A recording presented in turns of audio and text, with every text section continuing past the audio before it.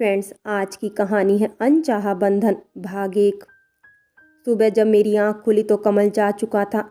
Table पर मेरे purse से दबा हुआ एक कागज फड़फड़ा रहा था, जिस पर सिर्फ एक ही शब्द लिखा था, सॉरी। पहले भी कमल के पास मुझसे बात करने के लिए शब्दों का अकाल था और आज भी वही कंजूसी।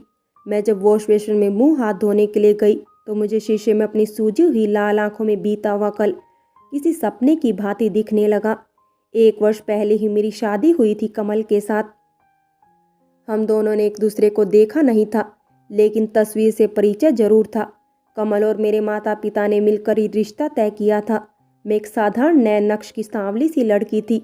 मेरे लिए तो कमल किसी सपनों के राजकुमार से कम नहीं था। कमल ने बिना मुझे देखे शादी के लिए हाँ कर दी, इसीलिए मैं तो उसे अपने जीवन का तारणहार ही समझ रही थी। मेरा यह मनमोहक सपना तब टूटा जब शादी की पहली ही रात को कमल ने मुझे रुखसार के बारे में बताया। कमल ने यह शादी घर वालों के दबाव में आकर की थी।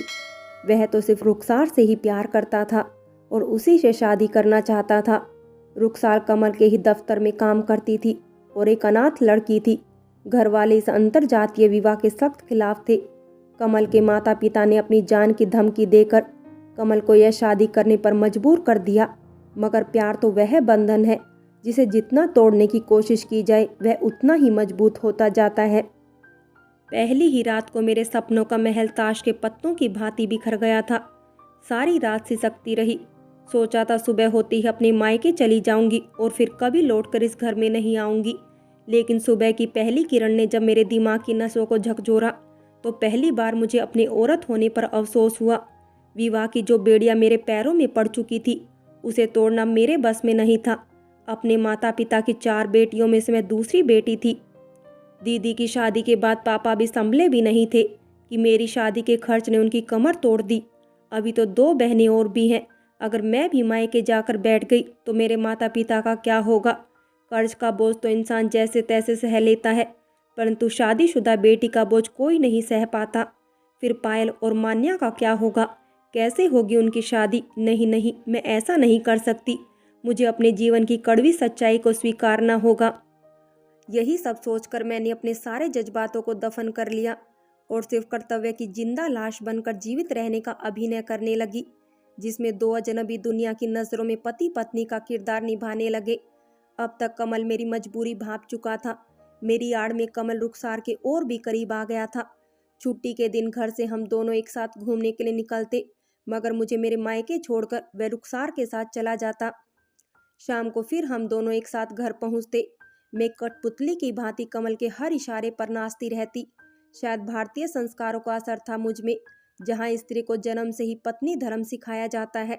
यह असुरक्षा का एक डर जो कमल से दूर होने पर मुझे मिलता। ऐसा नहीं था घर के लोग हमारे बीच की दूरी को समझ नहीं रहे थे, मगर पति पत्नी के बीच की बात कहकर किसी ने भी इसमें खलल डालने की कोशिश नहीं की। रुखसार के और करीब जाने के लिए कमल ने अपनी कंपनी के कनाडा वाली ब्रांच में जाने के लिए अप्लाई कर दिया और अगले ही महीने उसका प्रस्ताव भी स्वीकार कर लिया गया। कनाडा जाने से पहले ही कमल ने मुझे बता दिया था कि वह केवल रुखसार के साथ रहने के लिए ही कनाडा जा रहा है। कमल ने मुझसे कहा, अगर तुम चाहो तो मुझसे तलाक लेकर इस अनचाहे बंधन से मुक्त हो सकती हो और तुम चाहो तो कनाडा भी चल सकती हो। मुझे कोई ऐतराज नहीं होगा। वहाँ भी मैं तुम्हारे रहने खाने का पूरा खर्चा दूंगा, लेकिन एक पत्नी का स्थान मैं कभी नहीं दे पाऊंगा। मैं कैसे बताती कमल को कि मुझे मुक्ति या रुपया नहीं चाहिए। मुझे तो सिर्फ उसका प्यार और अपना अधिकार चाहिए। एक जानवर भी प्यार का भूखा होता है। मैं तो फिर भी एक इंसान थी, मगर कहती भी तो किससे। अपनी बात कहकर कमल तो कब का जा चुका था। कुछ ही हफ्तों में विदेश जाने की सारी कागजी कार्रवाई समाप्त हो गई और कनाडा जाने का दिन भी नजदीक आ गया। एयरपोर्ट पर जब मम्मी ने मुझे पुत्रवती होने का आशीर्वाद दिया तो मैं फफक पड़ी। काश कि मैं उनको बता पाती मैं जहाँ जा रही हूँ वहाँ मेरा कोई अपना नहीं होगा। पति का साथ भी बस यहीं तक है। कनाडा हवाई अड्डे पर जब हम उतरे तो रुखसार वहाँ पहले से ही खड़ी थी। कमल ने शायद रुखसार को पहले ही भेज दिया था। उसने मुझे देखकर अजीब सा मुँह बनाया। मेरे हेलो का भी कोई जवाब नहीं दिया उसने। टैक्सी में बैठने के बाद उसने मुझे बताया कि रुखसार 3 दिन पहले ही यहाँ आ चुकी थी। रुखसार और कमल दोनों को ऑफिस की तरफ से फ्लैट मिला हुआ था।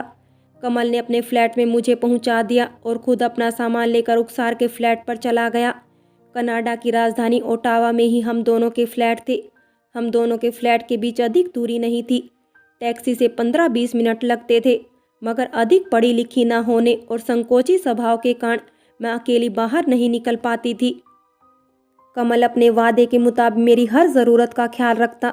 हर दिन ऑफिस जाते समय आकर पूछ जाता था कि तुम्हें किसी चीज़ की ज़रूरत तो नहीं, और मैं इनसे नए में सिर हिला देती।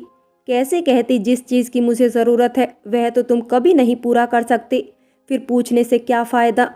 यहाँ आए हुए 6 महीने बीत चुके थे, मगर हमारी बातचीत में बस औपचारिकता ही थी। अब मैं भी कमरे में बैठी बैठी ऊबने लगी थी। सारा दिन किताबों से दिल बहलाती। भाषा की परेशानी के कारण अगल बगल भी नहीं जा सकती थी। एक दिन मैंने हिम्मत करके कमल से कहा, मुझे इस तरह खाली बैठना अच्छा नहीं लगता, मैं भी कुछ करना चाहती हूँ। उस समय तो कमल ने कुछ नहीं कहा, मगर 2 दिन बाद उसने मेरा दाखिला एक इंग्लिश स्पीकिंग कोर्स में करवा दिया। तुम पहले इंग्लिश बोलना सीख लो, फिर तुम्हें अपने आस पड़ोस में घुलने मिलने में कोई परेशानी नहीं होगी। मैंने भी मन लगाकर नई भाषा सीखना शुरू कर दिया। आरंभ में तो थोड़ी परेशानी हुई, मगर यहाँ मैं अच्छा महसूस करती। परदेशियों की सबसे बड़ी अच्छाई यह होती है कि वे आपको ज़्यादा कुरेदते नहीं। आप जितना उन्हें दिखाते हैं वह उतना ही देखते हैं, परंतु जज्बात सभी के एक जैसे ही होते हैं। तभी तो वहाँ जाकर मैं अपना हर गम भूल जाया करती। मुझे इंग्लिश सिखाने वाली मुख्य अध्यापिका लीबिया एक फ्रांसीसी नन थी। वह ओटावा के ही विश्वविद्यालय में अंग्रेजी भाषा की अध्यापिका थी। वह मुझे छोटी बहन की तरह प्यार करती थी। उसकी बातों को सुनकर मुझे मानसिक शांति मिलती। उसने मुझे फ्रेंच बोलना भी सिखाया, क्योंकि यहाँ फ्रेंच भी अत्यधिक मात्रा में बोला जाता था। उसने मुझे विश्वविद्यालय के कैंटीन में सहयोगी रसोइये के तौर पर रखवा दिया। मैंने एक अच्छी पत्नी की तरह कमल से इस बारे में भी पूछा। पहले तो उसने ना नुकुर किया, फिर कहा जैसी तुम्हारी मर्जी। वैसे भी यहाँ पर किसी काम को छोटा या बड़ा नहीं समझा जाता। लेकिन मैं तो बस अपना समय काटने के लिए नौकरी करना चाह रही थी। सारा दिन कमरे में बैठकर अपनी किस्मत पर रोने से क्या हासिल होना था। जब तक जिंदगी है जीना तो पड़ेगा ही।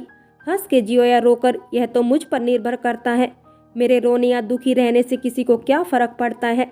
अब मैंने फैसला कर लिया था कि मैं सारे गिले शिकवे भुलाकर अब सिर्फ अपने लिए जीऊँगी। इसलिए मैंने सबको माफ़ कर दिया, चाहे वो बिना सोचे समझे मेरी शादी करवाने वाले मेरे माँ बाप हो या हम सबको धोखे में रखने वाले कमल के माता पिता। मैंने किसी के प्रति मन में कोई मैल नहीं रखा। मैंने कमल से भी कह दिया, तुम मेरे प्रति अपने मन में कोई आत्मग्लानि मत रखो और खुशी खुशी रुखसार के साथ अपनी ज़िंदगी बिताओ। हाँ, अगर तुम चाहो तो हम दोनों की तलाक की कागजी कार्रवाई पूरी करके ताउम्र एक अच्छे दोस्त की तरह रह सकते हैं। मेरी इस बदले व्यवहार से कमल के दिल का बोझ भी शायद हल्का हो गया था। अब तक वह स्वयं को मेरा गुनहगार समझता था। अब वह भी मुझसे एक दोस्त की भांति व्यवहार करने लगा। सिर्फ रुखसार की आंखों में मेरे प्रति हमेशा आक्रोश ही झलकता देखा मैंने। शायद वह मेरे और कमल के रिश्ते को लेकर शंकित रहती थी। कारण भी स्पष्ट था, वह बार बार कमल के ऊपर शादी करने के दबाव डाल रही थी, मगर कमल हर बार सूना अनसुना कर दे रहा था। एक दिन कमल ने मुझे बताया कि रुखसार माँ बनने वाली है। मैंने कमल को ढेरों बधाइयाँ दी। उस दिन मैं सचमुच बहुत खुश थी, लेकिन कमल का चेहरा तो भाव शून्य ही बना हुआ था। मैंने जब कारण पूछना चाहा तो शाम को आकर बताऊंगा कहकर वह चला गया। शाम को काफ़ी देर हो गई। मैंने डिनर भी तैयार कर लिया था, मगर वह अभी तक आया नहीं था। फ्रेंड्स, बाकी की कहानी अगले भाग में देखें।